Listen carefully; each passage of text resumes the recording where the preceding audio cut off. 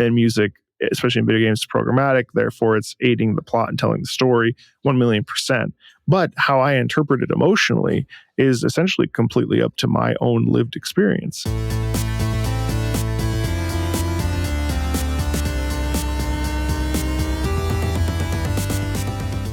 Hi, and welcome back to Quest Markers. On this show, we talk about video games and the stories they tell with a focus on narrative. My name is Marina. I'm an artist, video game composer, audio engineer, and your host. Today, we are doing something different, and we're not talking about a single game. Instead, we're talking about a topic that I'm deeply passionate about, video game music. I'm a video game composer, and games are my favorite medium to write music for because of their inherent interactivity, and I cannot wait to introduce you to today's guest. Spoiler warning, as always, we talk about plenty of games in this episode, including Bloodborne, Baldur's Gate 3, Nier Automata, and Final Fantasy XIV, but everything is timestamped, so feel free to jump around so you don't spoil yourself on a game you may want to play in the future. In this episode, we talk about how music plays a role in telling a game's narrative, examples of some standout game music and why it's so powerful, and how music gets us emotionally invested in a story. Today's guest is Marco Meatball, a professional opera singer turned voice actor, recently featured in Genshin Impact, and video game music YouTuber. And overall, wonderful person, and I can't wait for you to meet him. Thank you for being here, and let's get into it. Hello, Marco. Hello. Hello. I'm so happy that you're here. I think it's going to be a fantastic conversation. And before we get into your intro, I always ask, how are you staying hydrated this afternoon? I'm drinking my liquid death that I was just made aware of. I thought it was an energy drink, but it's just fancy marketing. So it's just water, but it's good, and it looks like a giant can of like energy drink. I was like, oh, liquid death. It must be some sort of energy water, but no, it's just regular mountain water. That's what I would have assumed. An energy drink. Weird. Cool. I'm drinking coffee because it's the morning here. I've got some water. Yes. As well. I'm trying to stay hydrated. But could you please introduce yourself for our listeners? God, where do I start? So exciting. My name is Marco. I am a former opera singer turned voice actor. I became an accidental YouTuber about 2 years ago, almost to the day. February 11th is my anniversary of the channel. Exciting. I've always loved video game music since I was a kid, and no one really talked about it ever. And so I sort of inadvertently started a channel and started talking about it. And now it's my job, and I'm also a voice actor. And I retired, I guess I would say, from the operatic world. But I was a professional opera singer, so that's why I say former pro opera singer, even though you can't ever stop being an opera singer. So that's my like work bio. I'm also a person. I'm 6'2". Anyway, let's carry on. You also have an extraordinary voice. So if anyone is listening to this and you don't know Marco from YouTube, you should absolutely go and find the videos. You've shared videos of you singing as well. Incredible. Marco, what are you currently playing?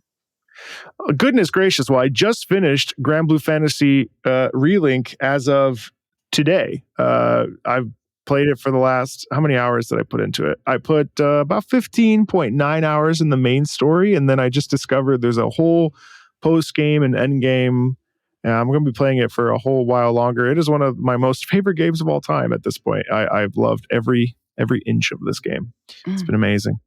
I've heard it's really good. I know nothing about it because I go into every game knowing nothing on purpose. I can experience it myself. It's so wonderful. I highly recommend it. It's amazing. Gotta get to it. Onto the backlog it goes. Mm-hmm.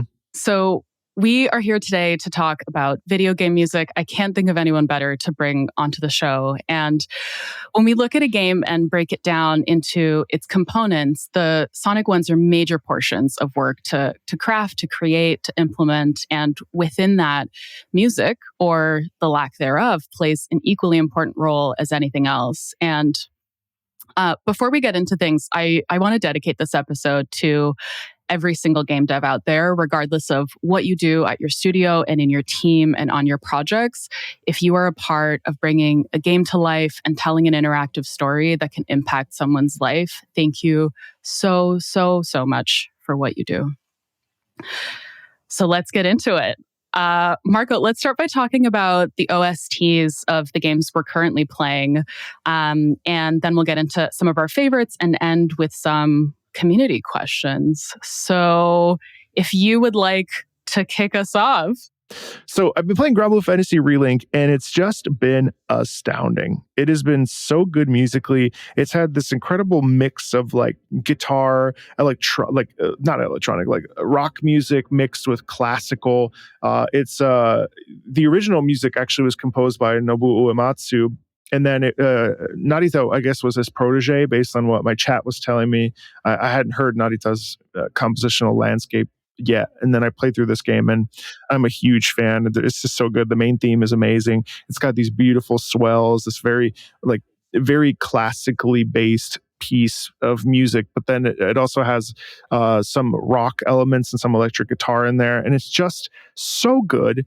And the last 2 hours of this game, chapters 8 through 10, dragged just a little bit, but the music never let up. And it was so satisfying to experience, especially the final song with the final boss was just like peak. Like, I'm not even that big of like into anime, but it was just like peak, like anime-esque type stuff. But it was like the Final Fantasy that I grew up with. For whatever reason, it actually reminded me more of Final Fantasy than most modern Final Fantasies do. It's just sublime. I mean, just sublime. One of the best soundtracks. I don't even know how I'm going to make a review out of it. Honestly, it's funny because the impressions video is going to go up today, but I literally don't know what I'm going to say in this review because I loved it so much that like it's just going to be me like for like I don't know 6 to 8 minutes, just sort of like, wow, this is great. You should play it. That's pretty much the entire freaking video. So yeah, that's what I've been playing most recently. I also just finished up Warframe, which was incredible, just catching up with the story of that. And then Yakuza Kiwami, which honestly like doesn't really linger on music too much, but like nothing really strikes me as truly memorable. But there are a couple moments in that too that just have really beautiful music. So now I got to figure out what to play next. Probably Persona 3, maybe. I don't know. It's always, I feel like I'm always constantly just jumbling through a bunch of different games trying to find music that is poignant and good, and it's so funny. No, that's me too. And on your other note about you don't know how you're going to make your review video, that's why I had to write notes for myself for this episode. Otherwise, I would have just been like, and this song is so good, and this song is so good. Yeah, and it's problematic. It's problematic for sure. I always love when a composer or a music team is able to blend genres. And so like classical and rock to me is just, it pulls at my heartstrings. And I'm thinking about like Shadowbringers and FF14 and yes. The music in Shadowbringers is just incredible. I got to talk about it later on, but I love that blend. That is one of my absolute favorite blend of genres. Mm-hmm.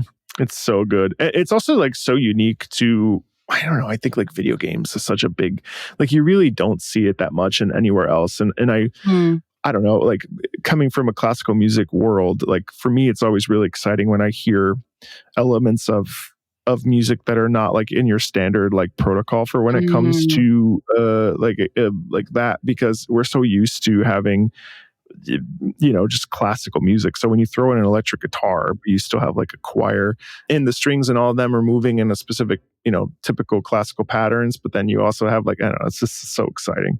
I love it. I love it.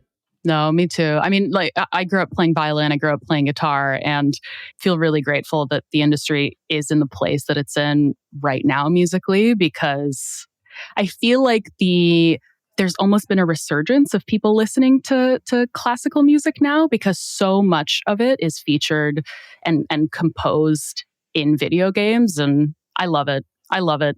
As a violinist, I love it. But, so I'm playing Bloodborne. And I understand now when I started playing Elden Ring, everyone was asking me, have you played Bloodborne? Are you going to play Bloodborne? Is this your first Souls game? And I understand now why everyone loves this game so much. So I'll give a summary and maybe talk about its music a little bit. And again, I haven't finished the game, so the summary is going to be incomplete. But Bloodborne tells the story of you, a hunter on a mission to rid the world of beasts who are people that have been transformed due to a mystery illness. And there's a lot of imagery and symbolism around dreams and nightmares, which I find super interesting. And I just fought a boss called an amygdala, which is super interesting because that's a part of our brain. And one of its main functions is to process emotion, including fear. And I'm not a scientist, so if anyone's listening to this and is like, Marina, this is a terrible summary of what the amygdala does, I'm so sorry.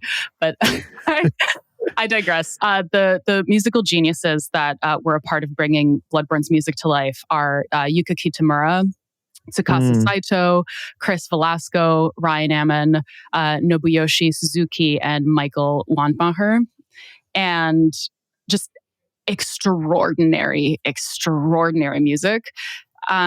There's less music in the exploration, and I think that is really intentional because if anyone has seen any imagery of Bloodborne, it's kind of this gothic horror vibe. And as you're going through the world, so much of the world sonically is comprised of whispers and conversations that you can barely hear. And especially if you're playing with headphones, you really have to pay attention to what's going on around you for the audio cues. And then you go into the boss fights, and I think the music is equally as epic as the boss fights, and just so beautiful. I wouldn't say I'm super far into the game. Apparently I'm halfway through from what I gather. Pretty sure, if I remember correctly, yeah, about halfway. Yeah. And I'm so excited for the rest. But I wanted to talk about the Hunter's Dream music because it's one of the first pieces of music that you hear, and just the sadness and the sorrow and the solitude and the weight of that piece just sets the tone for Bloodborne so well. And it paints this picture of like sadness and fear. And when you get into the boss fights, it urges you to muster up your courage in the face of that fear, and just extraordinary music. Have you played Bloodborne? Oh yeah. I have a bad habit of picking up really difficult games like that. And for some people it's not difficult, but for me, like, my reflexes are just not what they used to be, which is depressing. But Bloodborne was one that I really committed. Probably, oh man, I must have done like 6 or 7 new game pluses with that one. I really enjoyed that, and I convinced people that never play video games to pick it up, and it's just so good. But yeah, I mean, I think in general, I've covered a great deal of FromSoft's music on the channel, nearly the whole compendium. I mean, there's still like probably like 30 or 40 I haven't yet, and there's just so much to be gleaned from these boss themes, especially because in general, when you're walking around, the audio horror is really on display. And then when you get into the boss moments, that's when you really get characterization. And actually, it's an interesting discussion between the idea. I've sort of come up with this concept. I don't know if it's something that composers talk about, and so I'm not actually that original at all. But essentially, I really view music that's describing characters as adjectives. Like musical adjectives, where when something is being played because there's a character present, first of all, that's the gateway to leitmotifs, because we have to. And I also think that's an interesting discussion that I don't want to get too far into a different tangent. But today, for instance, we were having a discussion about a main theme and how like the main theme comes up many different times in a video game. And I was trying to explain to a viewer, I was like, that's actually not a leitmotif. That's a variation on a theme, because leitmotifs, at least in their most technical standpoint, have to be featuring, they're the nouns of the music world. They are highlighting a character or a specific place. So in FromSoft music, I find that when you go into these boss fights, and there's typically two phases, you really get the joy of like discovering characterization rather than being about like you, the player. It really often is about them, the characters that you're fighting against, which is really cool. Yeah, I've only played Elden Ring and a bit of Bloodborne, and I'm slowly starting to see kind of what they do with the music. I'm really excited for the rest of Bloodborne's music, and then I'm absolutely going to play Dark Souls. We'll get there eventually. It's so hard. I don't know if I'm looking forward to. I've heard Dark Souls in particular are very difficult, but we'll get there. We'll get there. I'm also playing Baldur's Gate 3, and quick game summary before I talk about the music. Again, I haven't finished the game, but the story is about you and some found friends trying to save the world from a dangerous cult of mind flayers, which I think is the simplest way to summarize it. It's so much more than that. But the composer, Boris Slavov, is just incredible. And I wanted to talk about the song that plays during character creation, partially because I always spend a million years in a character creator. Yeah. Obviously. And I did in this game, of course, making my Tav. But the music, again, sets the tone for the game so perfectly. In this particular piece, there's an instrumental, and then there's also one with lyrics. So it was co-written with Sarah Bayless as a co-lyricist. And Down by the River is just, it's so good. And it sets the tone, again, for the entire game. Especially like when you hear something in a character creator, the job of that music is to set the tone. And to me, this piece tells you, brace yourself, summon your courage. And it almost, if you close your eyes and listen to it, it almost feels like a bard singing with a lute. And I love that so much because it's a D&D game. And I found myself learning the words on the spot as I was making my character and humming it for a few days afterwards, because it is such a beautiful, beautiful piece of music. I'm really excited to finish Baldur's Gate 3 so I can actually properly listen to the soundtrack. And Boris Slavov's music is just incredible. Yeah. Incredible. I haven't played Divinity, but I know Divinity music, and I think that, like, what a testament to how extraordinary of a composer he is. It's really quite crazy because essentially he's gone back in time and taken medieval music and somehow popularized it and made it modern. Yeah, that's it. It's funny. It's just, that's a very, very hard thing to do.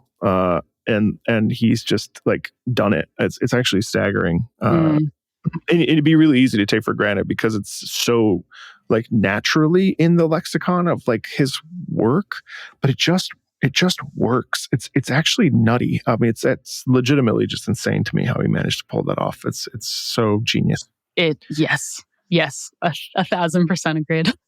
But I'd love to move into maybe your favorite games. I'm going to be talking about Nier Automata and Final Fantasy XIV. I know you've played both games, but would you like to kick us off with one of your favorite games? Yeah, I mean, for me, well, I just got back from the Nier Automata concert. Oh, I'm so jealous. I know. I'm so jealous.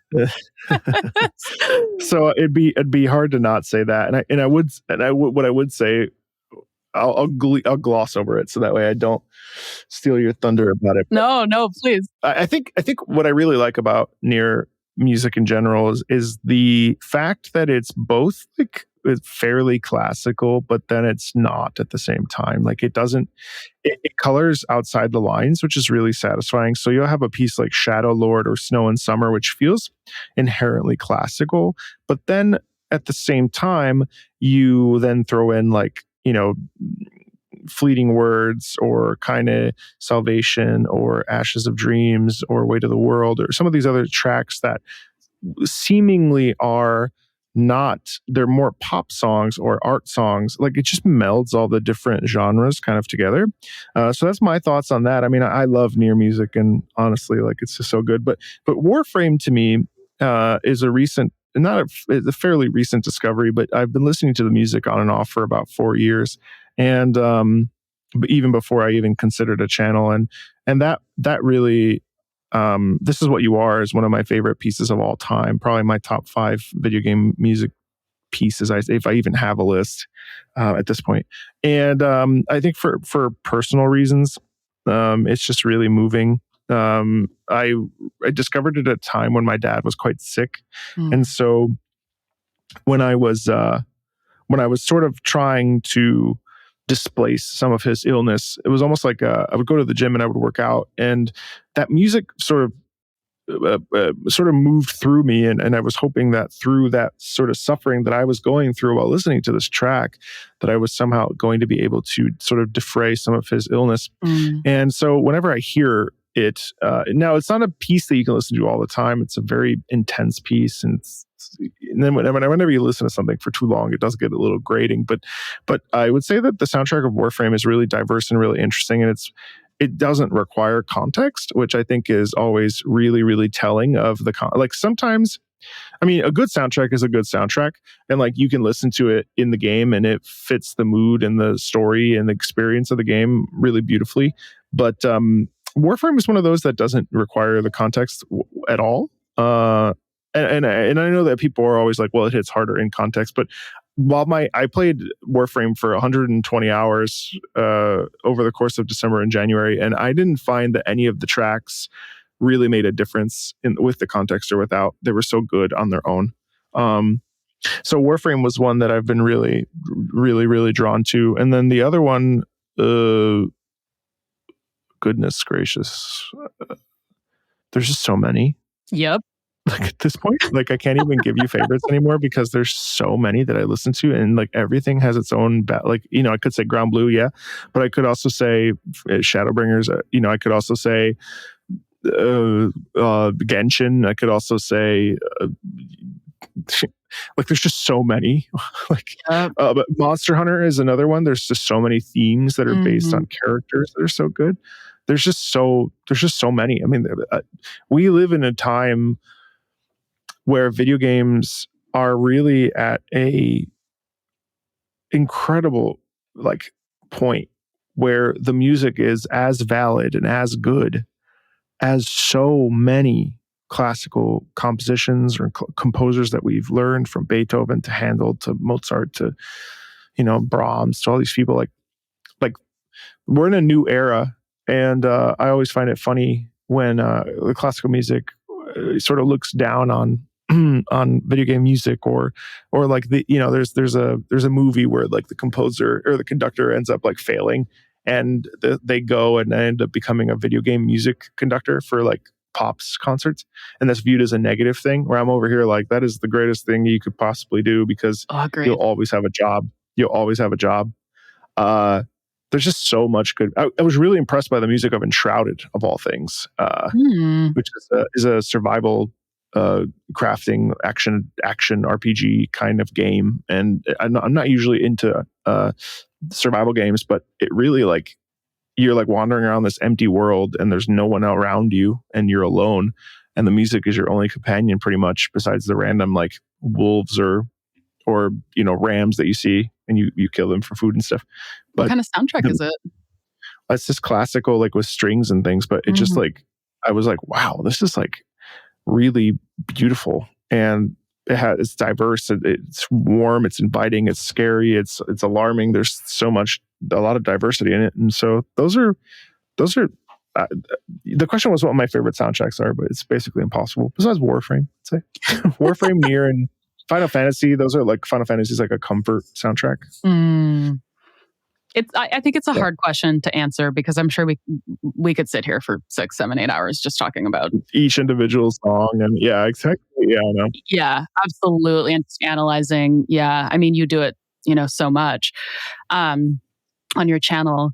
So I invite you to I would love to talk about Nier Automata and Final Fantasy XIV, and please like jump in, and I'd love to talk about these two games. Maybe starting with Nier Automata, and I'm going to do a quick plug for you. I know you have various videos on Nier Automata, and my absolute favorite, I love when you show other people Nier music. And you've got tons of videos where you bring in people who have never heard video game music before, And, a lot of the time they come from classical music backgrounds. And it's just fantastic seeing people's reactions to video game music, going back to what you were saying. So if anyone's listening to this, please go check those out. But Nier Automata is a story of androids and machines who are locked in a never-ending war on Earth. And the androids are there to reclaim the planet for the humans who migrated to the moon from the machines who were sent in to take the planet by aliens. And the game explores deeply philosophical and also deeply human themes through the lens of androids and machines. We have an episode on Nier Automata if you want to check that out. And Keiichi Okabe and Emmy Evans and Shanique Nicole, just, oh my goodness, the music is extraordinary in Nier Automata. Mm-hmm. And going back to what you said earlier, this soundtrack is so revered that people who haven't played the game know it. And I think that is incredibly special. It won Soundtrack of the Year at the Game Awards as well, which was incredibly well-deserved.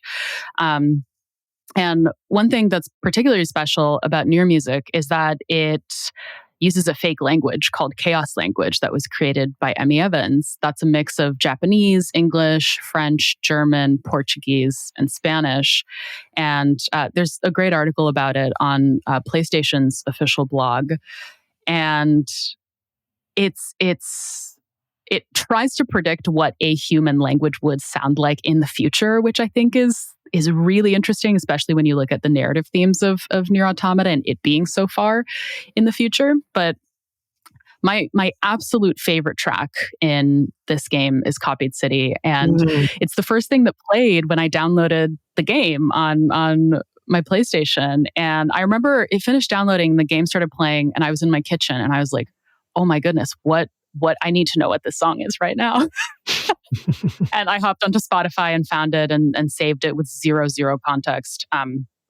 And within the game, I think what's so special about how Nier Automata does vertical music sequencing is it just feels so intentional. And to take a step back, vertical music sequencing is where you have different layers of a song stack on each other. And then based off of what happens in the game, you can programmatically remove or add layers to that.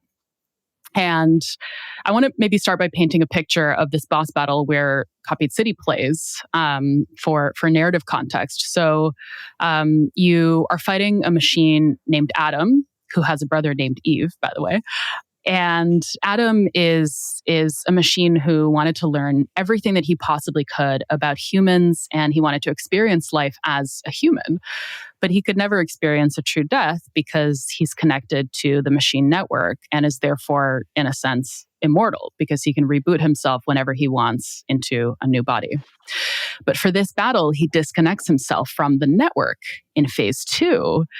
And he says, quote, "I seek to learn and adopt all facets of humanity.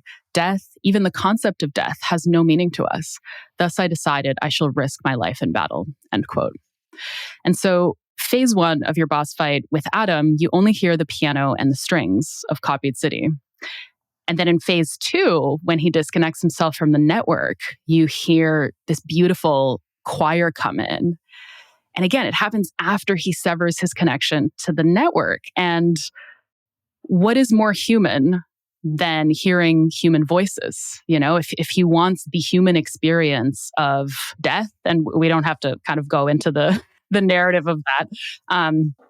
But what's more human than hearing human voices? And the way that it's done with the vertical sequencing is just so clever. And that song is, I mean, it was my top played song on Spotify. Copied City, yeah. Yeah, I forget what it was last year or the year before, but anyway, I'm rambling a little bit, but what an extraordinary piece of music. And that soundtrack is, it's everything. Well, it's crazy about Copied City because it's actually like a pretty subtle piece, right? Like it kind of repeats quite a bit, and there's like the patterns of it are sort of like you could easily not pay attention to it and not like really lock into it. But there is something about it upon further listenings where if you really pay attention to it, there's a lot of stuff that goes underneath it that's really, you know, that sort of subtext of everything you're describing in terms of the plot. Like it's really, really, really effective. And and powerful how that sort of builds on itself, even though it's repetitive. Like you can, within those repeats and within the when the choir comes in as well, like there's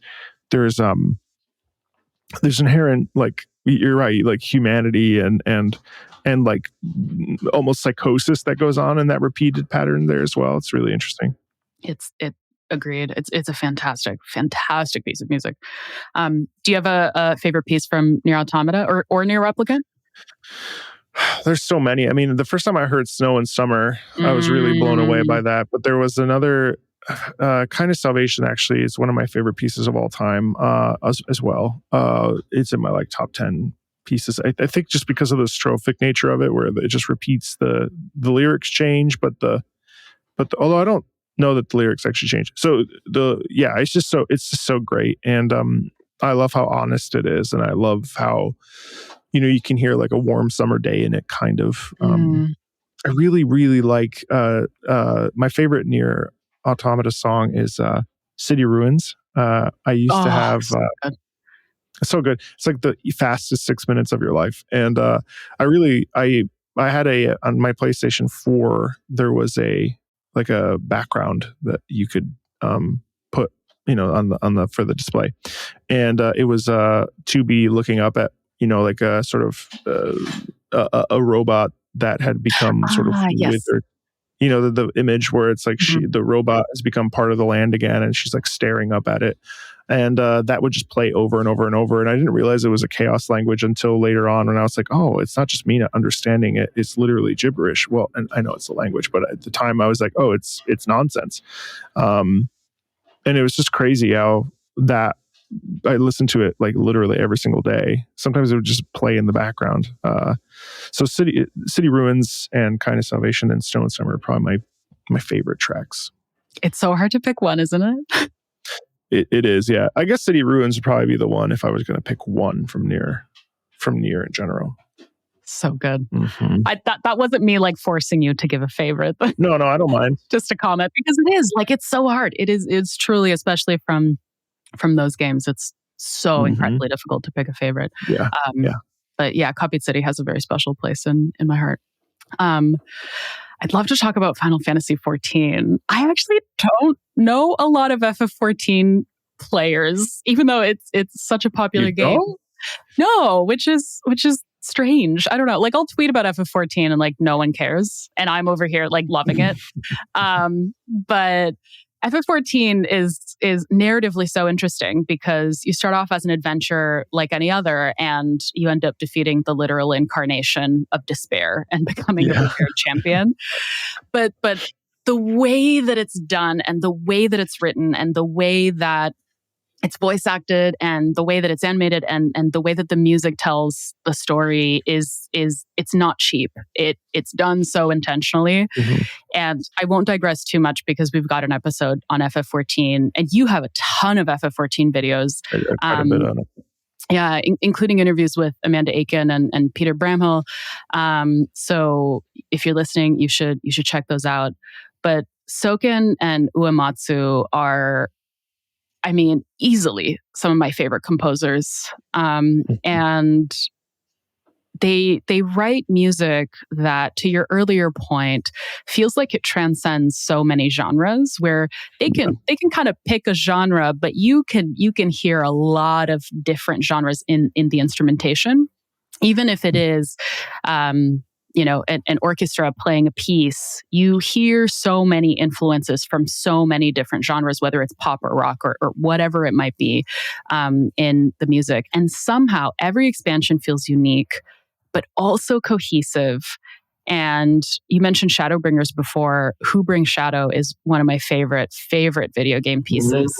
And we were talking earlier about mixing, an orchestra and having, strings and wind and brass and percussion mixed with rock music. And I think about Who Brings Shadow, and it's done so well there. Or the Endwalker mini boss and dungeon boss themes on Blade's Edge and Finality. I was listening to those earlier today. I was doing some cardio, and just extraordinary. I know I've said that word a lot, but it's music that I can listen to time and time and time again with Hearts Aligned as well Oof, I know. is, oh my god, I was crying going into that part of the final boss battle in Endwalker, because it's almost like, well, I'm the final boss now. You know, you hear the Maker's Ruin and you're like, oh my goodness, this played, you know, at the end of ARR, and now we're over here finishing this extremely long but beautiful arc. And with Hearts Aligned is just incredible. So beautiful. I think Amanda Aiken sings on it, and it's so good. There's so many good tracks in 14 that I think just, and what's interesting to me is that the MIDI is not the like synthesized sound quality. It's not even like grading that much, because there's so much like heart poured into it musically and melodically. Like I really love all the variations of flow, of course, but also I really like Insatiable, you know, the Vautry. Yeah, the Vautry theme is, oh, it's so good. It's just exceptional. Starts off with the piano. You know, I have my complaints about certain things design wise and, you know, all that other stuff. But when you play a game for 600, 700 hours, you sort of, you know, if I feel like you kind of are exposed to it quite a bit. But yeah, there's also all the Nidhogg stuff in Heaven's Word, and I can't remember the name of the song, but all the Estinian stuff. There was a moment with Estinian where I was like, oh, I really like this game. I'm gonna push through and finish this. I can't. It's like when he grabs the eye from Nidhogg when he's fighting him on the bridge. Yeah, in Heaven's Word. And that was, the music kicked in all of a sudden, and it was just amazing. I sort of wish that I hadn't streamed the ending of Endwalker on stream, because I was a little bit too aware of myself to really enjoy the with Hearts Aligned and that whole End Singer stuff, because I was so like caught like trying to pay attention and like try to be a good streamer, man, but also like, you know, not suck as a white mage, which I did. Wait, you're a healer? I'm a healer too. I was. I main sage. I was. I switched to samurai after I streamed, and it's a much easier life. I miss my white mage days, just because you could get into instances so fast. Sage would be good absolutely. too. I love Sage, but yeah, I was thinking about going back and starting up, but this is so hard right now. But I was going to go and start up as a gunbreaker and really follow through and finish up the gunbreaker sequence and get to level 90 there. So something to explore. But yeah, I hear you, but I totally understand you. Like there are so many good pieces, and Who Brings Shadow, I think, is just such a culminative, like accumulation of things. And I really love what's it called? Neath Dark Waters. Beautiful piece. Yeah, that like slight like loneliness mixed in with like nostalgia, mixed in with like loss, mixed in with like it's just, it's all, you know, it's crazy to me about music. It's just the fact that so many of the thoughts and the feelings that we have about it emotionally are all like sort of like made up, right? Like what's crazy is that we can't, and I try to talk about this as much as possible, but I think I come up with a bit of sort of defensiveness against it. But I really believe that while a composer is trying to help us feel a certain thing, I mean, yes, chances are you're not going to feel happy when you hear a sad song, but in general, there is no right or wrong in terms of the type of emotion that you feel. Like if you feel nostalgia, if you feel sadness, if you feel discontentment, if you feel frustration, if you feel anger from the music that's coming out, all of those are completely valid responses to music. And I think it's very easy for people to assume that like, oh, well, no, the music is exactly what it is when we hear it in the game, and that's what the context is, and that's why it plays the way it plays. And I think, yes, like plot and music, especially in video games, is programmatic. Therefore, it's aiding the plot and telling the story 1,000,000%. But how I interpret it emotionally is essentially completely up to my own lived experience. And if I hear something and it makes me actually joyful, even though it's sad, that's actually not wrong. And I think that there's some confusion as to like why that is. And I think when you as a composer yourself, like I would assume that you understand that, you know, music is there for us to feel, and it really doesn't matter I don't think any composer's like, well, they have to feel this, otherwise they're incorrect. No composer says that. I totally agree with you. So it's interesting, you know, it's because I just described 4 different adjectives about Neath Dark Waters. All of them are not right, because guess what? I'm not Soken. And even Soken would probably say, well, this is what I was feeling when I wrote it, but ultimately I can't really tell you how to feel something. It's impossible. It's very, very interesting, like head analysis thing, because I think a lot of folks have a hard time with sort of like moving away from context and thinking about how they feel emotionally about a piece. It's hard for people, I think, to put into words that sort of like, it's because it's like a shadow thing that it's really hard to pin down, I think. I don't know. What do you think about that? Actually, I've never actually asked a composer about that. I think music is a very difficult thing to describe. So it's interesting. I've certainly worked on projects where, especially also because I'm a producer and engineer, I can get really, really technical about things as well, of like, oh, we should make this sound brighter or darker. And it's like when we're talking about like a tone, like the tone of an instrument. Going back to your point though, you know, when I sit down to write for a project, my first priority is making sure that we're telling the narrative that you know, ultimately the client wants to tell. And there's, you know, it's a lot of ideating and talking about it and really talking about like, what's the emotion? What do we want to happen sonically? And let's really have an in-depth conversation about it before I start putting any ideas forward. However, as a composer, especially like if the music is going to be released officially on streaming services, I mean, it's the greatest joy when someone can listen to it without context in the game and say, that's a great piece of music. So I agree with you, right? Like even with, you know, personal music that I released outside of games and film, it's my job to write music to tell a story. How someone feels when they listen to that music has nothing to do with me. It has everything to do with them and their internal world and how they interpret that and how they're linking that to their personal experiences. And hopefully, you know, my greatest hope is hopefully it helps someone process something in some way, even though, to your point, I think generally we as a society have a difficult time putting words to music, because I think to me music is the closest thing that we have to magic. So I 100% agree with you. You know, on one hand, I am there to make sure that the project is successful and the client is happy, and everyone who has a stake in deciding, you know, what story we're telling is happy. And on the other hand, for anyone playing or for anyone listening, it's the greatest joy and privilege to be in people's ears. But the way that they interpret that is, you know, has nothing to do with me and what I want them to feel, and has everything to do with their inner world and what they're going through. So agreed. Yeah, totally.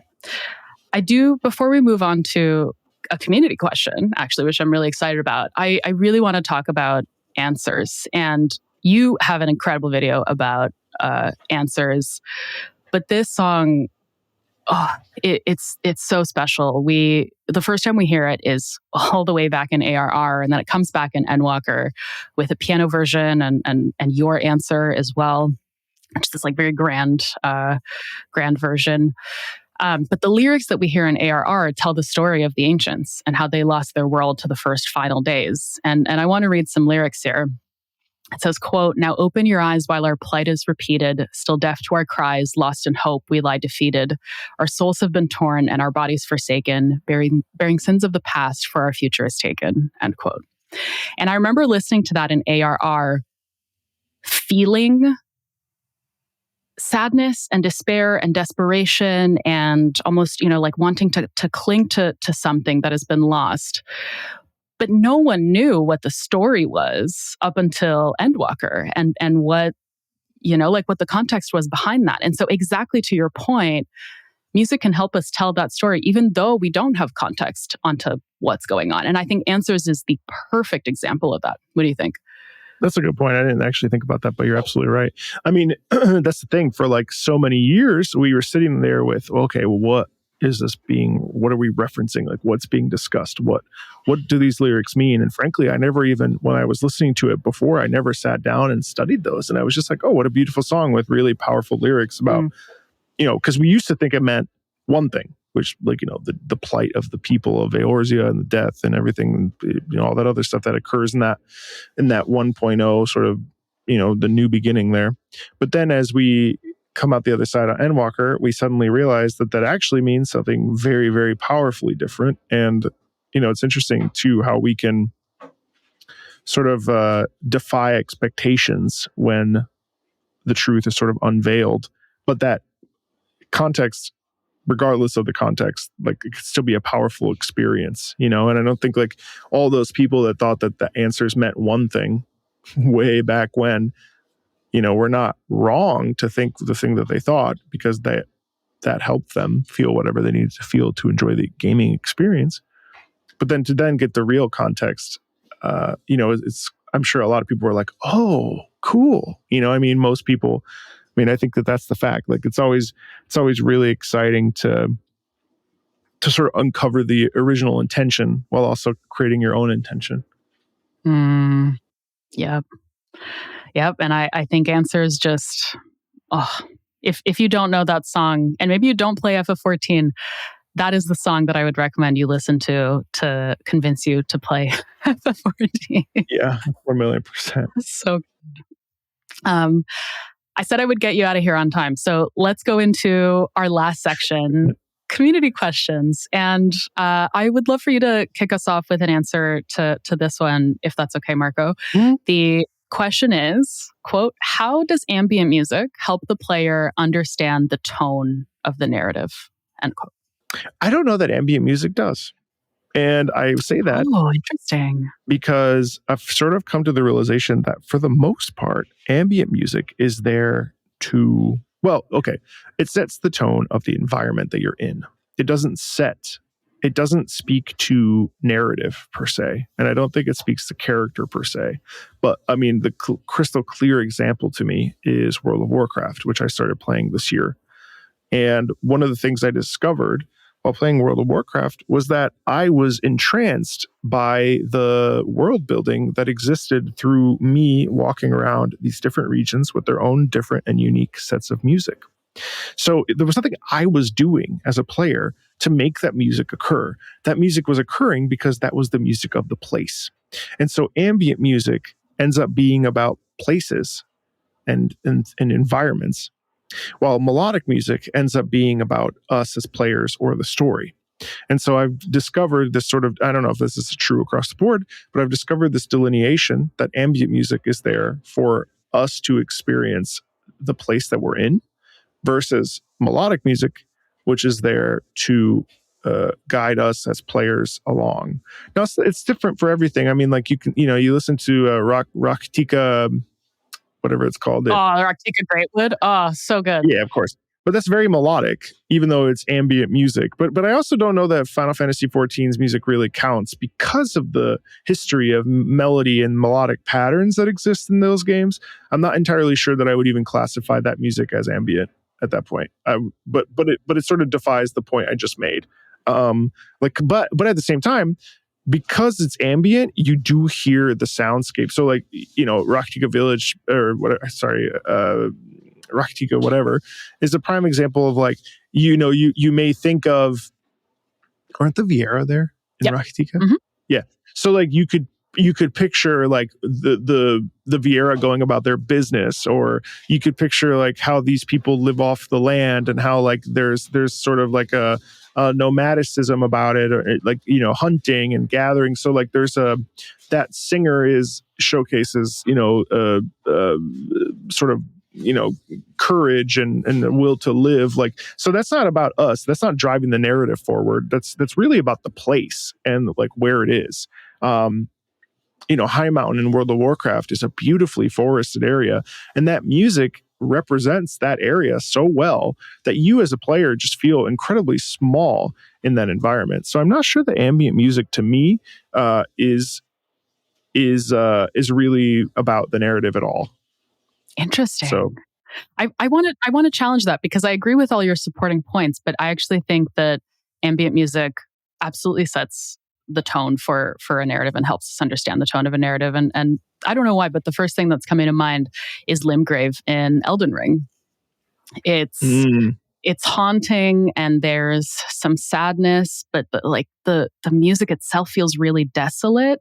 And as you go into the world, you realize there's not a lot of people here. And Limgrave set the tone emotionally for the rest of the game. Or I think about Hunter's Dream and Bloodborne, because it's one of the first things that you hear, and it sets this really sad tone, and it's almost prepping you. I certainly agree that music is going to set the tone for an environment, but I would argue that environments are absolutely a tool for storytelling and telling the narrative, especially if we look at Souls games and how detailed those environments are and how intentional they are. Yeah, well, I mean, I think you're right to that extent, too, Marina. I mean, I think like it's an interesting thing, because I think it's also handled differently depending on the game. So it's really, I mean, yeah, you're right. Like, I mean, Lies of P, the music in Lies of P is specifically there to help with the narrative, and the audio design and stuff is the same thing. Like, that's all there for the narrative purpose. I mean, I think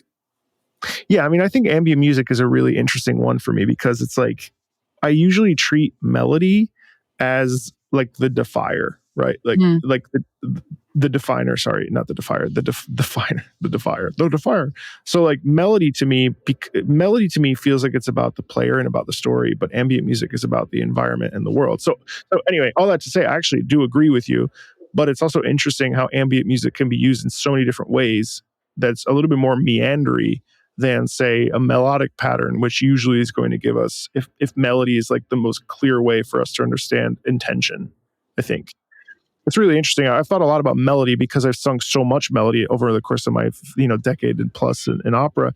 Melody was always the way that I understood character motivation. Yeah. So it's interesting to hear it in a new context with video games and how melody and ambient music play into each other. But yeah, I mean, I think you're right. I mean, I think both work. I think it just depends on the context, right? Ultimately, I guess the context does matter. So I rescind everything I said about context not mattering before. I love that. It's not a black and white thing. And I think that's the important thing that ultimately we're talking about, is that music is impossible to define. And I think that's really the key, is that we want music to be like, oh, it's this because of this. But unfortunately, that's not how music works. Music is absolutely gray lines. It's absolutely, it's shades of gray. It's absolutely coloring outside the lines. It's not, it's in this game, therefore it means this. Or it is ambient music, therefore it drives the narrative this way. It's so amorphous, and that's kind of what makes it beautiful, I think. Do you agree with that? Oh, absolutely. 1,000%. If you had 100 people listen to a piece of music, I bet that you would get many, many, many variations of how they felt. And you would never, ever get the exact same answer, because we're always going to be projecting our personal experiences onto it. So yeah, I think music is very nuanced, and yeah, we could talk about this for hours, but I promised I would get you out of here on time, and we're slightly over time. So I wanted to ask, do you have any final thoughts? I think actually what we're talking about now is a fantastic point to wrap it up. But yeah, do you have anything else to add about video game music in general? No, I mean, I just think that we're in sort of a renaissance where video game music is sort of an expectation rather than an outlier now. Like, we have the days of Koji Kondo and the days of, Nobuo Uematsu and sort of like reintroducing and creating new things. And it was exciting. And I think now we're at a point where it's an expectation that video games will produce good music, and that, music is actually an essential and vital part of the process of creation. And that if a game's music is shit, then I think the game itself could suffer. And I think we're past the point where someone could enjoy gameplay, but the music sucks. I'm not sure that we're there anymore, where it's okay to have bad music. And it's really exciting, I think, to be at this crossroads where, the sheer number of video game music concerts is rising, as far as I recall, based on some information someone shared with me earlier at the end of last year. And there's so much change happening, and I definitely think that video game music will experience a renaissance, and I think that it can't go unnoticed, because eventually I think the classical music world, based on the world that I know, is going to have to wake up and realize that video game music is a vital and influential and paramountly important part of the musical landscape, and they can't live on classical favorites as much as they used to. So it's exciting, and it's an exciting time. And for any listener out there, listen to your favorite piece and really think about why you love it. What about it makes you feel the way you feel, and ask questions. And yeah, that's all I have to say. I can't top that. That was so beautifully said. That was so beautifully said. Marco, thank you so much for being on the show. Thank you so much for nerding out with me on games and music and game music. Of course. And for everyone listening, please check out Marco's YouTube channel. We'll have social links in the description. And hope to have you back. I'd love to.